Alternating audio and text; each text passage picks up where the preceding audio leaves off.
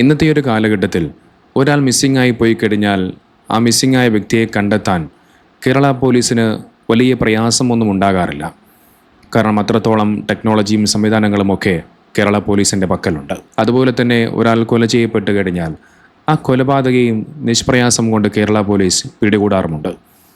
എന്നാൽ കേരള പോലീസിനെ കുറേ കാലങ്ങളായി, ഒന്നും രണ്ടുമല്ല ഒരുപാട് വർഷക്കാലമായി അവരെ ആശയക്കുഴപ്പത്തിലാക്കിയ ഒരു സംഭവമുണ്ട്. കോട്ടയത്തെ ഒരു ദമ്പതികളുടെ, ഹാഷിം ഹബീബ എന്ന് പറയുന്ന മുസ്ലിം ദമ്പതികളുടെ ഒരു മിസ്സിംഗ് കേസ്. ഇവരെ കാണാതായിട്ട് ഒന്നും രണ്ടും വർഷക്കാലമല്ല, 9 വർഷക്കാലമാകുന്നു. ഇതുവരെയും ഇവരെ കണ്ടെത്താൻ പോലീസിന് സാധിച്ചിട്ടില്ല. നമുക്ക് 2017 ഇവരെ കാണാതാകുന്നത്. ഇവരെ കാണാതായതിന് തൊട്ടടുത്ത വർഷം 2018 മനോരമ ന്യൂസ് പ്രസിദ്ധീകരിച്ച ഒരു വാർത്താക്കുറിപ്പാണിത്. അതിനകത്ത് പറയുന്നത്, കഴിഞ്ഞ വർഷം ഏപ്രിൽ 6 കുമ്മനം സ്വദേശികളായ ഹാഷിം, ഭാര്യ ഹബീബ എന്നിവരെ കാണാതാവുന്നത്. രാത്രിയിൽ ഭക്ഷണം വാങ്ങാനായി വാഹനത്തിൽ പുറത്തേക്ക് പോയ ഇരുവരും പിന്നീട് തിരിച്ചു വന്നിട്ടില്ല. ഇത് 2018, അതായത് ഇവർ മിസ്സിംഗ് ആയതിനു ശേഷം തൊട്ടടുത്ത വർഷം മനോരമ ന്യൂസ് കൊടുത്ത വാർത്താക്കുറിപ്പാണ്. നോക്കിപ്പോൾ 2026 അതായത് 9 വർഷക്കാലം.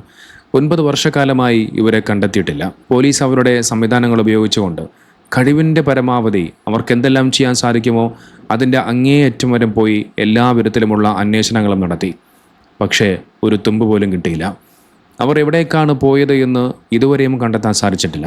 ഇനി എന്താണ് സംഭവം എന്നുള്ളത് ഞാനൊന്ന് വിശദീകരിക്കാം. 2017 ഏപ്രിൽ 6 അന്നാണ് ഇവർ മിസ്സിംഗ് ആകുന്നത്. അന്നൊരു ഹർത്താൽ ദിവസമായിരുന്നു. കേരളം ഒരു ഹർത്താലിൻ്റെ നിശബ്ദതയിലായിരുന്നു. ആ കോട്ടയത്തെ ആ വീട്ടിൽ ഹാഷിമും ഹബീബയും, അതോടൊപ്പം ഹാഷിം എന്ന് പറയുന്ന അദ്ദേഹത്തിൻ്റെ പ്രായമുള്ള പിതാവും അവരുടെ 2 മക്കളും ഉണ്ടായിരുന്നു. അന്ന് വീട്ടിൽ ആഹാരം ഉണ്ടാക്കാൻ കഴിയാത്ത ഒരു സാഹചര്യമായതുകൊണ്ട് തന്നെ ഹാഷിമും ഹബീബയും പുറത്തേക്ക് പോയി ഭക്ഷണം വാങ്ങിക്കാൻ തീരുമാനിക്കുകയാണ്. ഞങ്ങളിപ്പോൾ വരാം, ഞങ്ങൾ ഭക്ഷണം വാങ്ങിയിട്ട് ഇപ്പോൾ തന്നെ വരാം എന്ന ഉപ്പയോടും 2 മക്കളോടും പറഞ്ഞുകൊണ്ട് അവർ 2 പേരും വീട്ടിൽ നിന്നും പുറത്തേക്ക് പോവുകയാണ്. ഈ ഒരു സംഭവം നടക്കുന്നത് ഏകദേശം 8 മണിയാണെന്ന് കൂടി നാം മനസ്സിലാക്കേണ്ടതുണ്ട്. ഒരുപാട് രാത്രിയൊന്നുമല്ല. ഹാഷിം എന്നൊരു പുതിയ കാറ് വാങ്ങിയിരുന്നു. വാഗണാർ കാറായിരുന്നു. ആ കാറിൽ നമ്പർ പ്ലേറ്റ് പോലും വന്നിട്ടില്ല. പുതിയൊരു കാറാണ്. പുതുപുത്തൻ ആ വാഗണാർ കാറിലായിരുന്നു അവർ ആ ഒരു യാത്ര തിരിച്ചത്. എന്നാൽ ആ നിമിഷം മുതൽ ഇന്നുവരെ 9 വർഷങ്ങൾ പിന്നിടുന്നു. ആ ദമ്പതികൾ സഞ്ചരിച്ച കാർ എവിടെയാണ് എന്ന് ഇതുവരെയും കണ്ടെത്താൻ സാധിച്ചിട്ടില്ല. നോക്ക്, അവർ 2 പേരെ മാത്രമല്ല, അവർ സഞ്ചരിച്ചിരുന്ന ആ ഒരു കാറിൻ്റെ ഒരു പൊടി പോലും ഇതുവരെയും പോലീസിനെ കണ്ടെത്താൻ സാധിച്ചില്ല എന്നുള്ളത് എല്ലാവരെയും വല്ലാതെ ആശ്ചര്യപ്പെടുത്തുകയാണ്. നോക്കൂ, പോലീസും ക്രൈംബ്രാഞ്ചും ഒക്കെ മാറി മാറി അന്വേഷിച്ചു. അവരുടെ എല്ലാ വിധത്തിലുമുള്ള കഴിവിൻ്റെ പരമാവധിയുള്ള എല്ലാ അന്വേഷണങ്ങളും നടത്തി. പക്ഷേ ഇതുവരെയും കണ്ടെത്താൻ സാധിച്ചില്ല. KL5AJ 7183 എന്ന ടെമ്പററി സ്റ്റിക്കറായിരുന്നു അവരുടെ കാറിൽ പതിപ്പിച്ചിരുന്നത്. മക്കളേതാ ഇപ്പോൾ വരാമെന്ന് പറഞ്ഞുകൊണ്ട് ആ ഇരുട്ടിലേക്ക് അവർ വണ്ടി ഓടിച്ചു പോകുന്ന സമയത്ത് അത് തങ്ങളുടെ ജീവിതത്തിലെ അവസാനത്തെ യാത്രയായിരിക്കുമെന്നുള്ളത് ഒരുപക്ഷെ 2 പേരും സ്വപ്നത്തിൽ പോലും വിചാരിച്ചു കാണില്ല. നോക്കി, ഇവർ മിസ്സിംഗ് ആയതിനു ശേഷം പോലീസും ക്രൈംബ്രാഞ്ചും നടത്തിയ അന്വേഷണങ്ങളിൽ കണ്ടെത്തിയ ചില കാര്യങ്ങളുണ്ട്. അതാണ് നമ്മളെ വല്ലാതെ ആശ്ചര്യപ്പെടുത്തുന്നത്.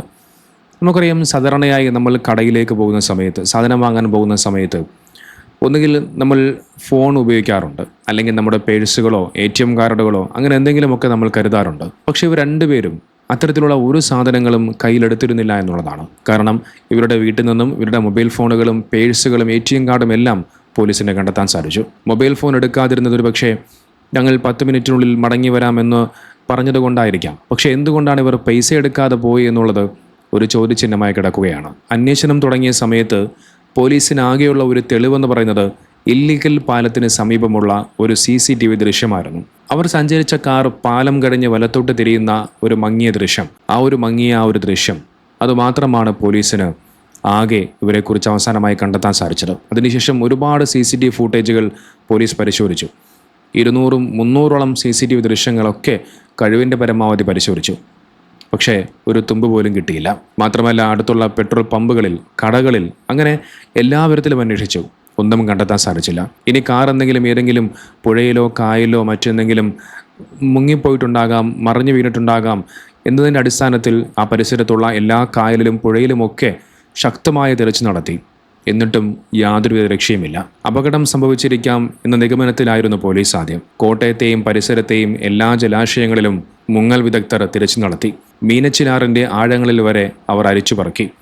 പക്ഷേ ആ കാറിൻ്റെ ഒരു പെയിൻറ് പോലും കണ്ടെത്താൻ സാധിച്ചില്ല.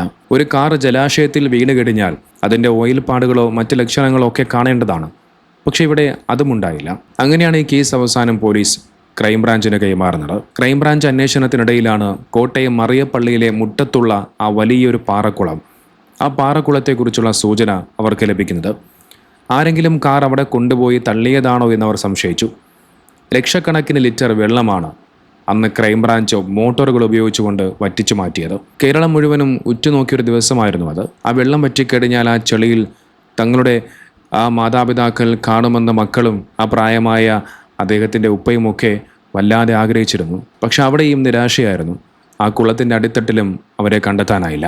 നോക്കി, ഇവരുടെ ഈ ഒരു മിസ്സിംഗ് കേസുമായി ബന്ധപ്പെട്ടുകൊണ്ട് ഒരുപാട് ചോദ്യചിഹ്നങ്ങൾ ബാക്കി കിടപ്പുണ്ട്. നോക്കി, ഇവരുടെ ഈ ഒരു മിസ്സിംഗ് കേസുമായി ബന്ധപ്പെട്ടുകൊണ്ട് പ്രധാനമായും 3 സാധ്യതകളാണുള്ളത്. പക്ഷെ ആ 3 സാധ്യതകൾക്കും കൃത്യമായ ഉത്തരം കണ്ടെത്താൻ സാധിക്കുന്നില്ല എന്നുള്ളതാണ്. ഒന്നാമത്തേത്, ഇവർക്കൊരു അപകടമാണ് സംഭവിച്ചിരിക്കുന്നത് എന്ന് വിചാരിക്കുക. അങ്ങനെയാണ് എന്നുണ്ടെങ്കിൽ ഇത്രയധികം തിരച്ചു നടത്തിയിട്ടും ആ വാഹനത്തിൻ്റെ ഒരു പൊടി പോലും കണ്ടെത്താൻ സാധിക്കാത്തത് എന്തുകൊണ്ടാണ്? മറ്റൊന്ന്, രണ്ടാമതായി, ഇവർ ആത്മഹത്യ ചെയ്തതാണ് എന്ന് വിചാരിക്കുക. അങ്ങനെയാണെന്നുണ്ടെങ്കിൽ മറ്റൊരു ചോദ്യം കൂടി വരും. ഈ ദമ്പതികളും ഈ കുടുംബവുമെല്ലാം വളരെയധികം ഹാപ്പി ആയിട്ട് ജീവിച്ചവരാണ്. ഈ കുടുംബങ്ങൾക്കിടയിൽ യാതൊരുവിധ പ്രശ്നങ്ങളും ഉണ്ടായിരുന്നില്ല.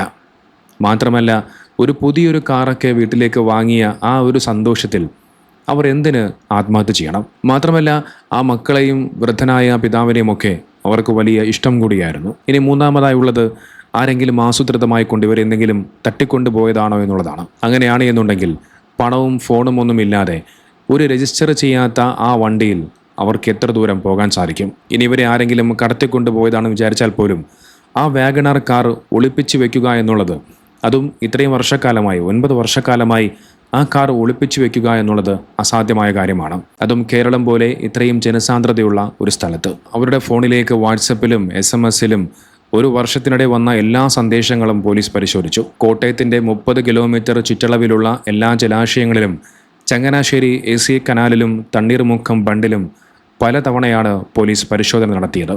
ജില്ലയിലെ പാറമടകൾ, ഇടുക്കിയിലെ കൊക്കകൾ, വനങ്ങൾ എന്നിവിടങ്ങളിലും അവരെ തിരഞ്ഞു. കേരളത്തിലെയും തമിഴ്നാട്ടിലെയും ചെക്ക് പോസ്റ്റുകൾ, പ്രധാന ജംഗ്ഷനുകൾ, ടോൾ പിരിവ് കേന്ദ്രങ്ങൾ ഉൾപ്പെടെ 300 കേന്ദ്രങ്ങളിലെ CCTV ദൃശ്യങ്ങളാണ് ഇവരുടെ ഈ ഒരു മിസ്സിംഗ് കേസുമായി ബന്ധപ്പെട്ടുകൊണ്ട് പോലീസ് പരിശോധിച്ചത്.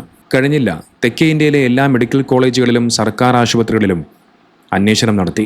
ഇവർക്ക് തീർത്ഥാടനത്തിന് പോകുന്ന പതിവുണ്ടായിരുന്നത് കൊണ്ട് തന്നെ രാജ്യത്തെ പ്രധാന തീർത്ഥാടന കേന്ദ്രങ്ങളിലും പരിശോധന നടത്തിയെങ്കിലും യാതൊരുവിധ ഫലവും ഉണ്ടായില്ല. നോക്ക്, ഇത്രയും വർഷക്കാലമായി ഒരു ദമ്പതികളെ കണ്ടെത്താൻ സാധിച്ചില്ല എന്നുള്ളത് വല്ലാതെ ആശ്ചര്യപ്പെടുത്തുന്ന ഒരു കാര്യം തന്നെയാണ്.